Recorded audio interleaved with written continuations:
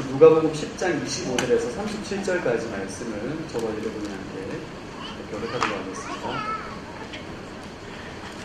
한 율법학자가 일어나 예수를 시험하려고 물었습니다. 선생님, 제가 무엇을 해야 영생을 얻을 수 있습니까?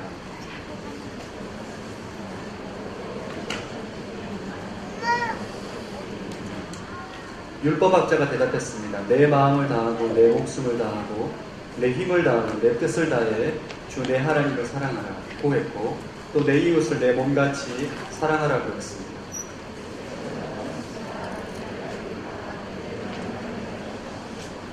그런데 이 율법학자는 자신이 옳다는 것을 보이려고 예수께 물었습니다. 그러면 누가 제 이웃입니까?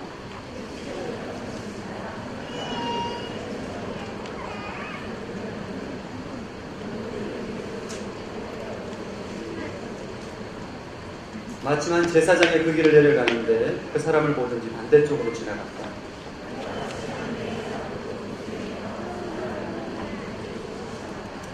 그러나 어떤 사마리아 사람은 길을 가다가 그 사람이 있는 곳에 이르러 그를 보고 불쌍한 마음이로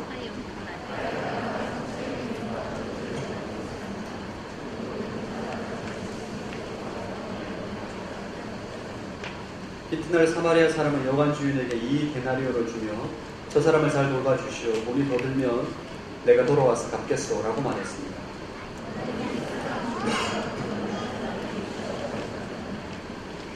함께 읽겠습니다.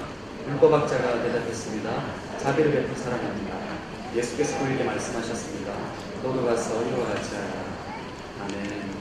말씀 충만하십시오. 성령 충만하시기 바랍니다. 저희는 어제 오늘 1박 2일 동안에 약 한 250명 정도의 우리 W공동체 청년들이 파주에 있는 제자교회 수련관에서 수련회를 하고 들어왔습니다. 그곳에서 하나님 예배하고 또 기도하고 또 지체들과 함께 교제하는 그런 귀한 시간을 가졌습니다. 올해 수련회 참석 못하신 분들은 내년에 꼭 참석하셔서 하나님의 은혜를 나눌 수 있는 그런 시간이 되길 바랍니다. 어제 수련회 굉장히 늦게까지 또 예배드리고 기도하고 또 간식도 먹고 교제했기 때문에 오늘 예배 시간을 좋을 수도 있을 것 같아요. 그러니까 졸지 않도록 축복합니다.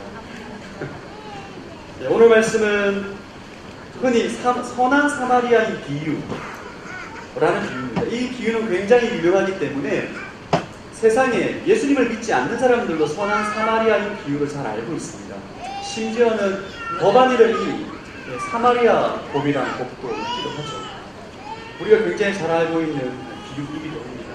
내용이 이렇습니다. 어느 날 율법학자가 예수님을 시험하기 위해서 질문을 한다지 합니다. 예수님, 제가 무엇을 해야 영원한 생명을 얻을 수 있습니까? 예수님을 시험하기 위해서, 예수님을 책잡기 위해서 던진 질문이 어떻게 하면 영생을 얻을 수 있습니까? 라고 질문합니다. 이 질문이 예수님이 대답하기를 답을 말하는 것이 아니라 또 다른 질문을 던집니다. 율법에는 무엇이라고 기록하고 있느냐? 라고 되묻는 거죠. 예수님 굉장히 지혜롭습니다.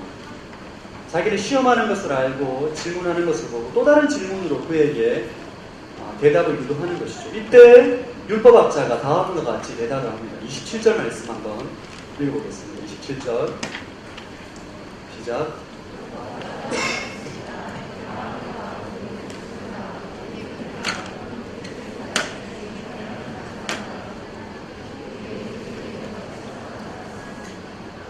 율법학자, 율법이 정통한 이 율법학자가 아주 정답을 말합니다. 신명기 6장 5절, 레위기 19장 18절 말씀을 이렇게 합해서 하나님을 사랑하고 내 이웃을 사랑하는 것이 율법에서 말하고 있는 것입니다. 라고 대답합니다. 하나님의 사랑, 이웃 사랑에 대해서 말하고 있죠. 그래서 예수님께서 내 대답이 옳다. 그렇게 행하면 내가 영생을 얻을 것이다. 라고 대답을 합니다. 그래서 율법학자가 또 질문을 합니다. 29절 말씀 한번 읽어보겠습니다. 29절 시작.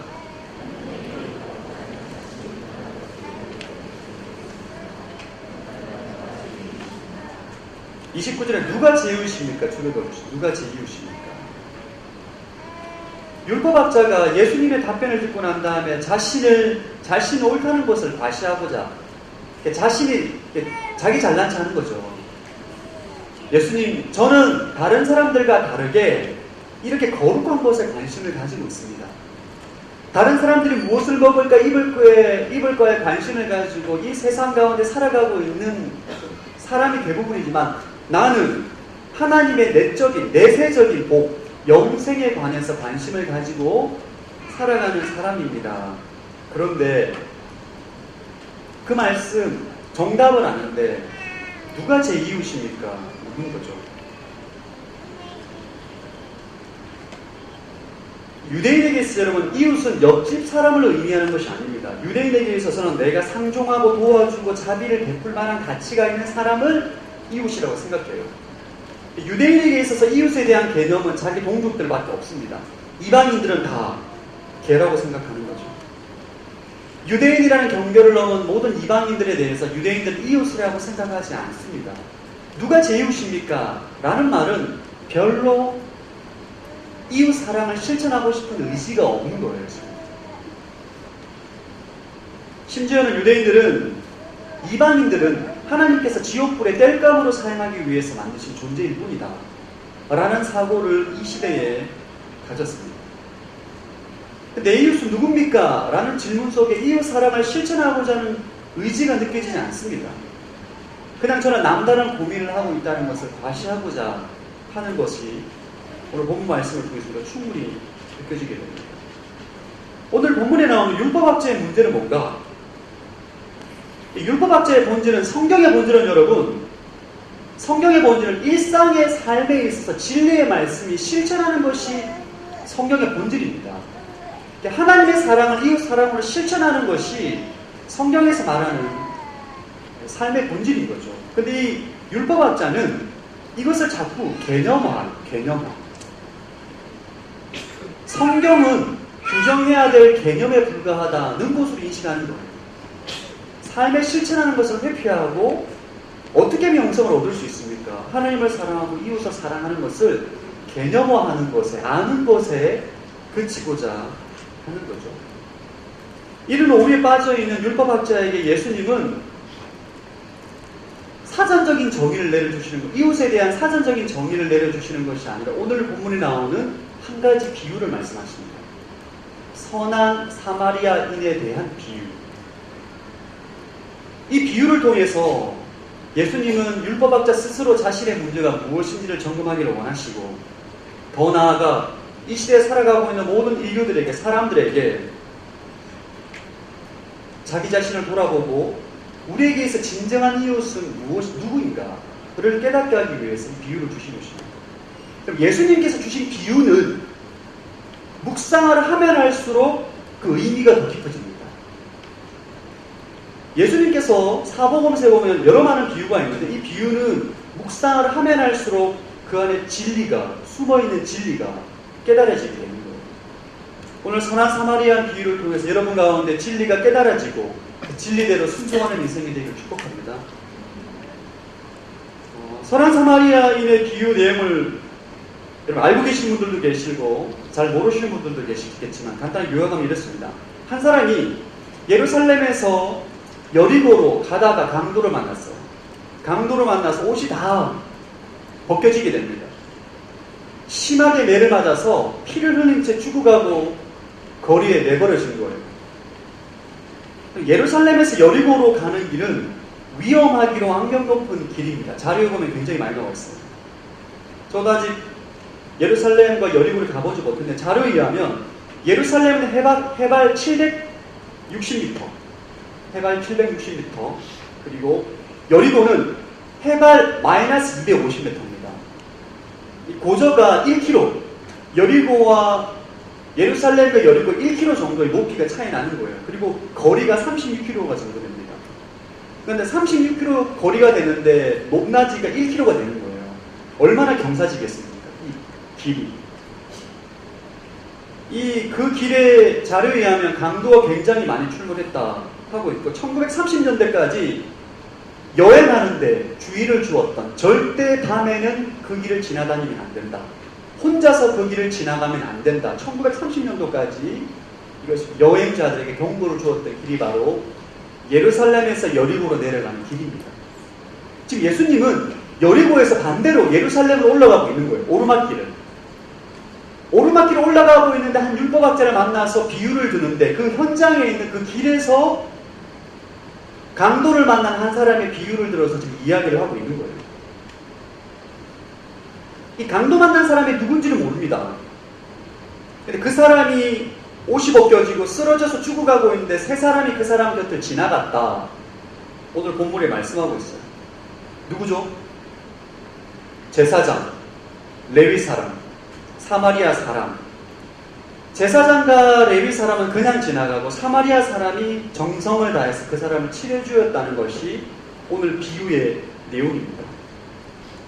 오늘 말씀을 좀 나누고자 하는 부분들은 여러분, 오늘 이 비유에는 4명의 인물이 나옵니다. 4명의 인물. 제사장, 레위인, 사마리아 사람, 강도를 만나 쓰러져 있는 사람, 4사람이 나와요. 이 4사람의 등장인물을 묵상함을 통해서 우리의 모습을 점검하고자 합니다. 4사람의 등장인물을 묵상함을 통해서 하나님께서 우리에게 주시는 진리의 말씀을 듣기를 원합니다. 첫 번째, 제사장. 이 제사장은 이원화된 신앙의 전형입니다. 첫 번째 등장인물이죠. 오늘날로 말하면 목사, 신부, 성직자라고 말할 수 있습니다.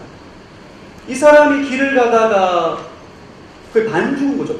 그냥 반쯤 죽은 거죠. 뇌를 심하게 맞고 피를 흘리고 옷이 완전 다 발가벗겨져서 거리에 쓰러져 있는. 객관적으로 보면 성직자가 그 사람 곁을 지나갈 때 제일 많이 도와줄 수 있는 확률이 제일 많이 있는 제사장임에도 불구하고 그냥 지나칩니다. 왜 그랬을까요? 제사장이 왜 그냥 지나쳤을까? 우리가 묵상하다 보면 이것은 종교적인 이유였을 거라고 추정할 수 있어요. 종교적인 이유.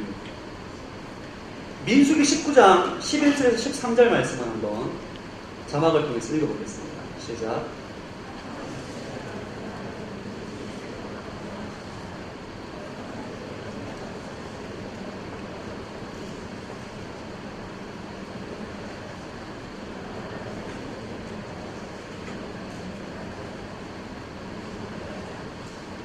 시체 곧 죽은 사람을 만졌는데도 자신을 정결하게 앉아둔 사람은 여호와의 성막을 더럽힐 것이다.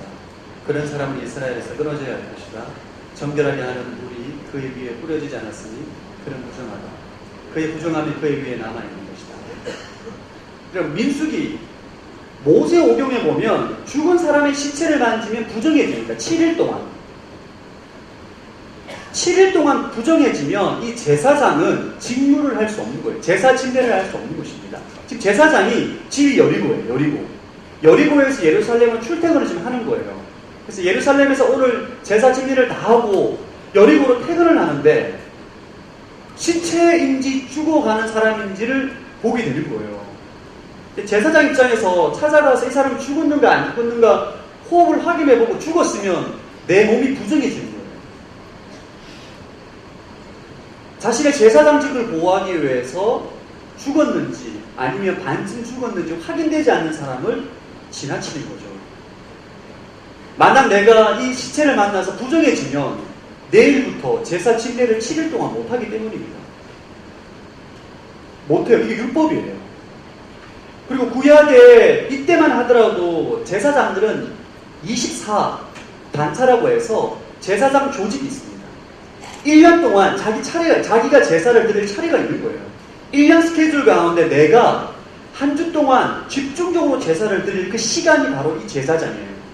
1년 동안 내가 해야 될 차례에 왔는데 만약에 내가 몸 관리를 잘 못해서 내 몸이 부정해져서 제사장직을 수행하지 못하면 우리로 말하면 목사로서 치명타를 입게 되는 거죠. 제사장은 자신의 제사장직을 보호하기 위해서 지금 강도 만난 자를 그냥 지나친 거예요. 이 이야기를 들은 율법학자는 당연하게 생각했을지도 모릅니다. 당연하다. 하나님 율법을 지키는 것이 더 중요하다 라고 율법학자는 생각했을 거예요. 그러나 예수님이 제사장의 이율배반적인 모습을 지적합니다. 제사장은 죽었는지 살았는지 알 수 없는 사람을 만지지 않음으로 인해서 하나님의 사랑을 지켰을 줄은 모르지만 율법의 또 다른 정신, 이웃 정신을, 이웃 사랑을 지키지 않은 것이죠. 본문에서 예수님께서 제사장을 통해서 우리에게 무엇을 말씀하시는가? 여러분, 하나님을 사랑한다고 말하는 것은 쉽습니다. 말만 하면 돼요. 난 하나님을 사랑합니다. 아, 저 사람 하나님을 사랑하는구나. 그러나 눈에 보이지 않는 하나님을 사랑한다는 것은 곧 이웃 사랑으로 실천되어야 된다는 거예요. 우리의 말과 우리의 신앙이 우리의 생활과 연결이 되고 일체되어야 된다는 거예요. 제사장은 지금 신앙과 생활의 이원화를 보여줍니다. 신앙과 생활의 이원화. 신앙과 삶이 단절됩니다. 이 시대 그리스도인들이 가장 범하기 쉬운 오류가 바로 여기 있습니다. 신앙과 삶이, 신앙과 생활이 단절되어 있고 이원론적인 삶을 살아가고 있는 거죠. 주일날 거룩하게 예배드립니다. 뜨겁게 찬양하고 예배하고 기도하고 하나님을 전심으로 사랑하는데 주중의 삶이 전혀 다른 거예요. 주일과 주중의 삶이 완전히 단절되어 있는 거죠. 신앙의 이원함.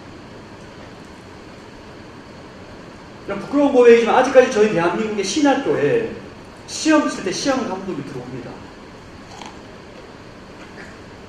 신학교는 신학생들, 하나님의 종으로 쓰임받고자 하는 사람들이 모여서 공부하고 있는 곳이에요. 그런데 시험 감독이 들어옵니다. 왜 그럴까요? 왜 그럴까요? 컨닝을하니까. 본인의 신앙과 삶이 연결이 안 된다니까요.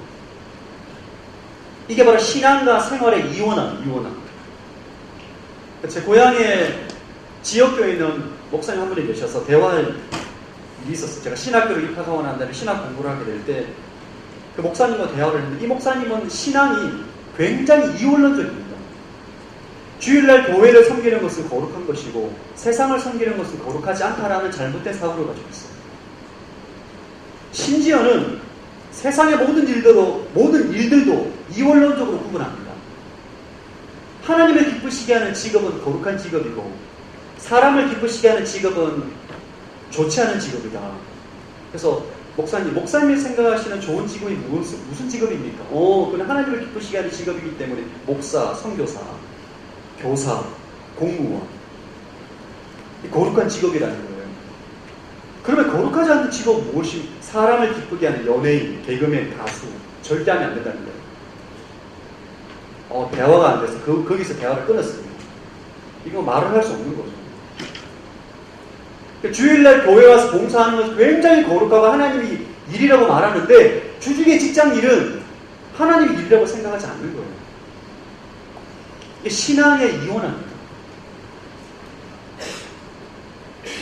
성경은 우리의 신앙과 삶을 별개로 구분하지 않습니다.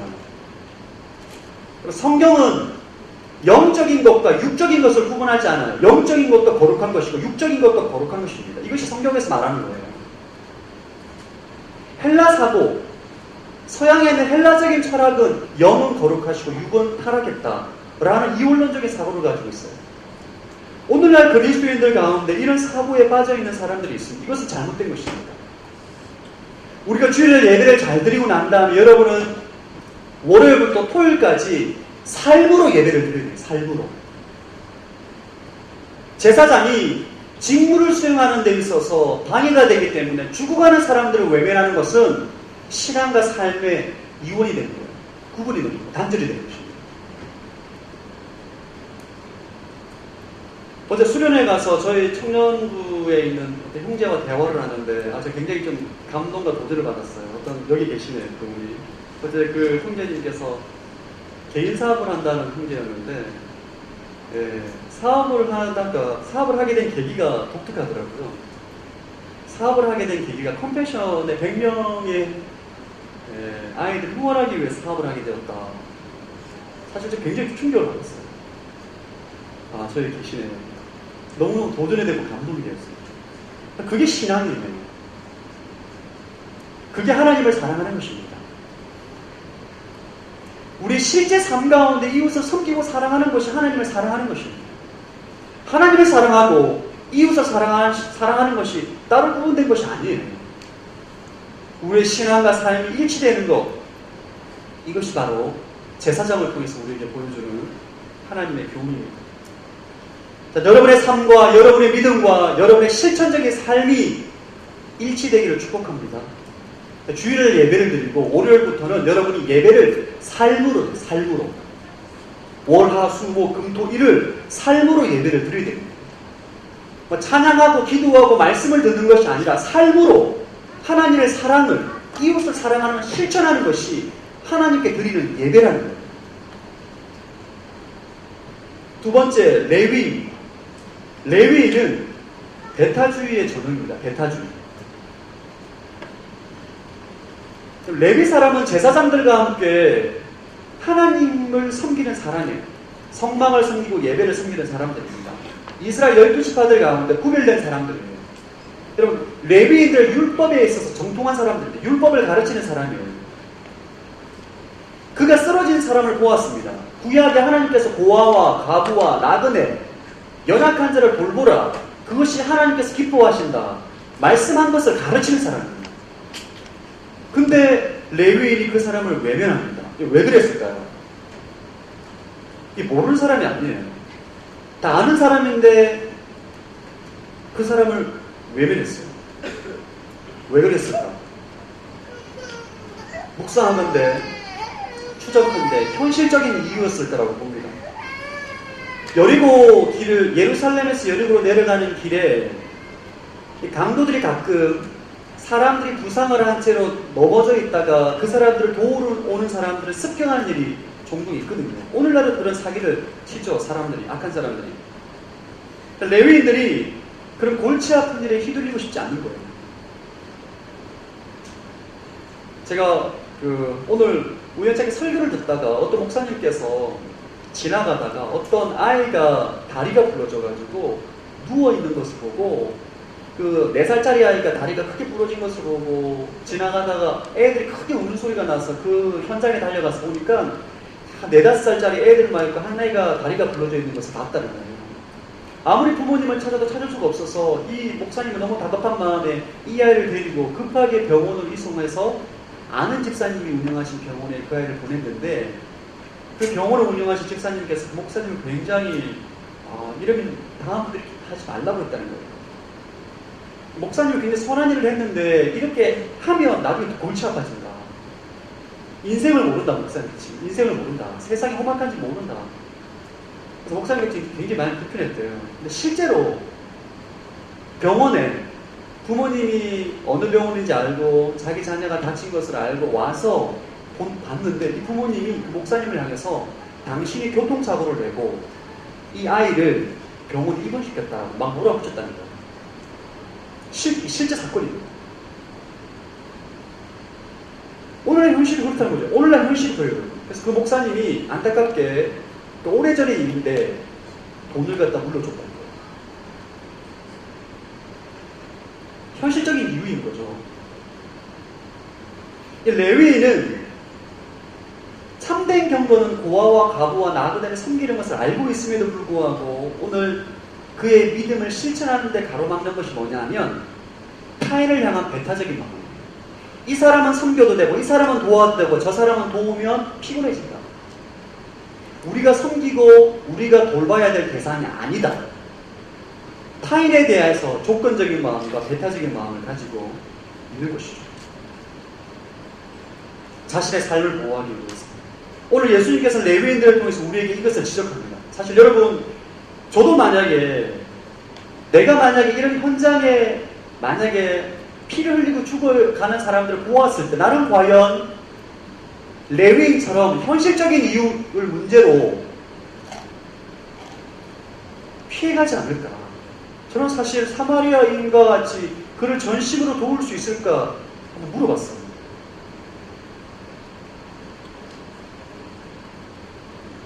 오늘날 한국 사회는 교회를 바라보는 관점이 마치 레위인과 같습니다. 교회를 바라볼 때 아주 배타적인 집단으로 보고 있어요. 자기들만 천국 간다고, 자기들만 구원받았다고, 자기들만 좋아해서 함께 찬양하고 구원받은 자로서 다른 사람들을 배타적으로 여기고 다른 사람들은 거부하는 모습이 있는 그런 그들만의 잔치에 빠져 살아가는 사람들의 집단으로 봅니다. 오늘날 세상은 한국교를 좀 그렇게 보고 있어요. 미국의 리차드 할버슨이라는 목사님이 다음과 같은 말을 했어요. 기독교 복음이 처음으로 팔레스타인 지역에서 일어날 때는 예수 그리스도와의 관계를 시작했는데 이 복음이 헬라 세계로 넘어가서는 철학으로 변질이 되고 이 복음이 로마에 가서는 제도로 변질이 되고 캐톨릭은 로마에서 일어나게 되는 거죠. 영도로 가서는 문화로 변질이 되고 복음이 미국으로 넘어가서는 기업으로 변질되고 교회의 대형화. 한국에 와서는 어떻게 변질되었는가? 자기들만의 미국으로 변질되었다. 라고 말을 합니다. 우리 안에 여러분 구원받은 자 하나님의 자녀라는 그 마음을 가지고 이웃을 대할 때 배타적인 자세로 대하는 모습이 있어요. 우리는 구원받았다는 거죠. 이웃을 섬길 때에 조건이 납니다. 이 사람은 우리가 섬겨도 될 사람들, 이 사람은 우리가 섬기면 안 될 사람들로 구분하는 것이죠. 작년 12월에 제가 그 구로구에 있는 그 독거노인들을 제가 섬기는 사건이 있었습니다. 여호사 공동체 있을 때 크리스마스 블레싱으로 구로구에 있는 200가정을 섬겼는데 그때 구로구 지역의 구제사역을 담당하는 공무원이 저에게 말씀하시더라고요. 제가 구로구에 처음 가봤거든요. 구로구에 사실 갈 일이 없더라고요. 구로구에 가다 보니까 그 공무원 담당하시는 분이 크리스찬인데 교회가 굉장히 많은 거예요. 구로구에 교회가 굉장히 많습니다. 혹시 구로구 출신 계십니까? 할렐루야. 네, 좋은 동네입니다. 구로구에 교회가 굉장히 많은 거예요. 이단도 굉장히 좀 많긴 한데 근데 물어봤어요. 어떻게 강남에서 여기까지 왔느냐. 그분이 묻더라고요. 아니 강남 쪽에 섬기려고 하는데 공무원분들이 되게 원하지 않더라. 근데 구로구에 계신 우리 공무원님께서는 저희들이 간절히 원하셔서 왔습니다. 라고 말씀하시니까 뭐라 말씀하시냐면 양재 있는 교회가 와서 섬겨준다고 너무 고마워하는 거예요. 그리고 난 데는 하시는 말씀이 구로구에 있는 교회들은 안 도와준다는 거예요. 자기들은. 자기도 교인이긴 한데 구로구에 있는 교회들은 대부분 교회 성장 건축하고 자기들만의 일부를 위해서 돕지 않는다는 거예요. 너무 안타깝게 생각한다는 거예요. 교인임에도 불구하고 교회를 바라볼 때 배타적이다. 배타적.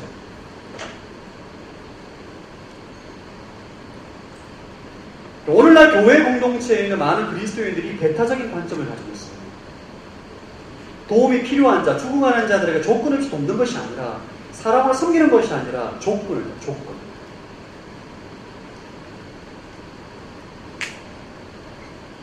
그리고 한국 교회 가운데 또 배타성이 드러나는 영역이 있다면 동성연애에 대한 영역이에요.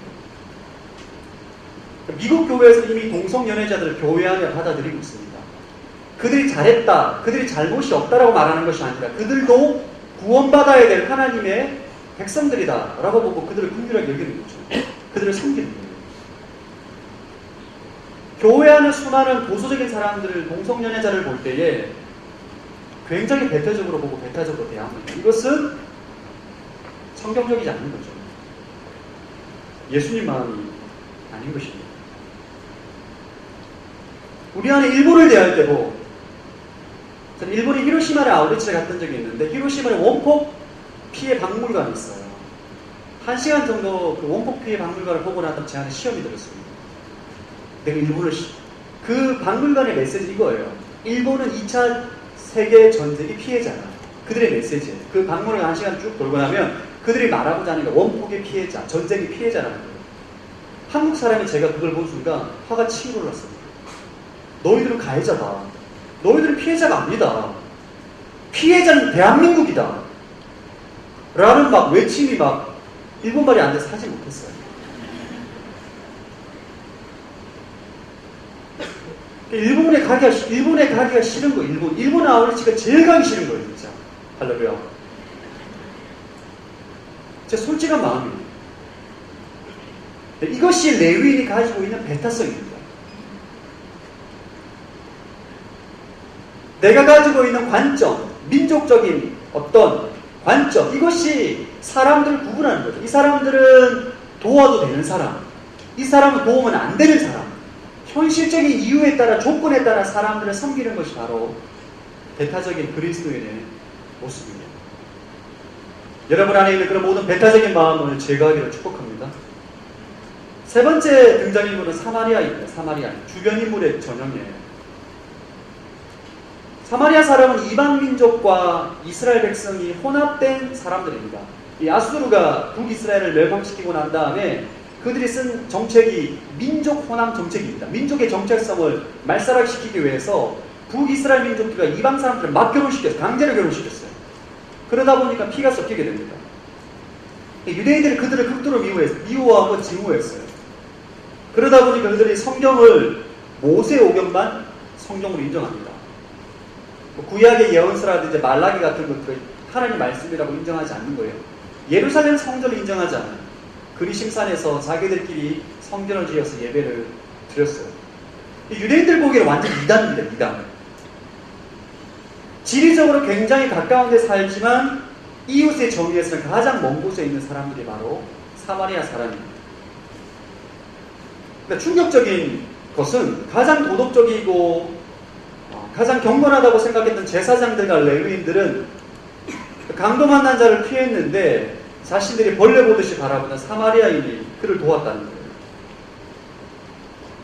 오늘날로 말하면 강도 만난 사람을 목사, 장로님, 청년부회장 다 지나갔는데 그냥 그때 지나가는 동성연애자 여호와의 증인이 도왔다는 거예요.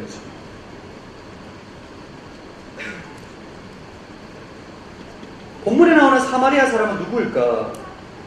본문에 나오는 사마리아 사람은 우리 마음속에 담을 쌓고 살아가는 사회적인 약자입니다. 주류에서 벗어난 비주류 사람들이에요.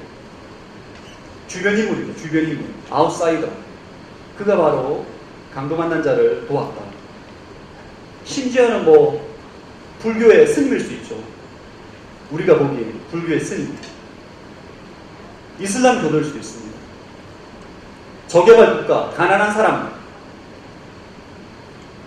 우리가 생각하기에 사회적인 약자, 무엇인가 진리 가운데 거하지 못하고 무엇인가 부족하다고 생각한 사람이 그를 도왔다는 거예요. 실제로 제가 조금 전에 말씀드렸던 구로구의 아울리치 오디오를 했을 때 제가 물어봤어요.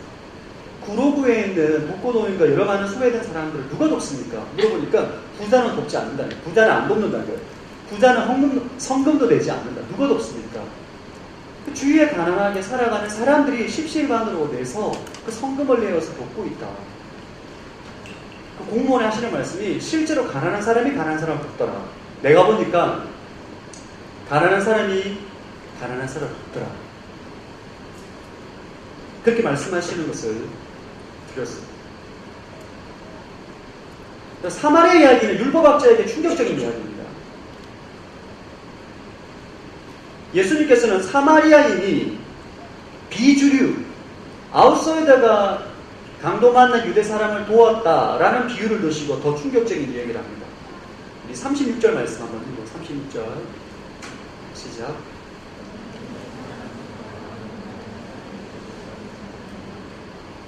누가 강도 만난 사람의 이웃이라고 생각하느냐 줄을 거두시다. 오늘 설교 제목이에요. 결국 한 4개 정도.